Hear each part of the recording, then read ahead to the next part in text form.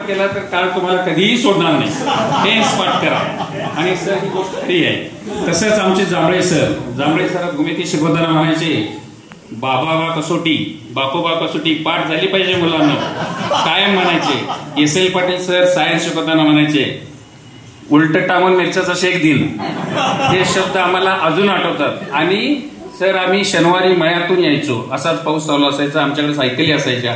आताच्या मुलांना सायकली चालवायची सुद्धा माहिती नाही आहे, पण पीटीच्या पिरियडमध्ये वेळेला सकाळी हजर राहण्यासाठी आम्ही मळ्यातून धावत करत, अगदी ते पायंडेल जरी निसटलं तरी त्याची कॉटरपिन आम्ही दगडांना बडवून बसवायचो. पण व्ही.एल. पवार सरांच्या शिट्टीला एक वादी असायची, त्याचा मार चुकवण्यासाठी आम्ही लवकर शाळेत जायचो.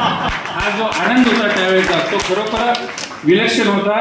आणि खरोखरच तुमच्यासारखे मित्र मला कायमचे असावेत असे वाटतंय. आणि आपली मैत्री 32 वर्षानंतर तब्बल आपण परत एकत्रित आलोय, ह्याच्यापेक्षा मला आजचा आनंदाचा कुठलाही दुसरा क्षण वाटत नाही.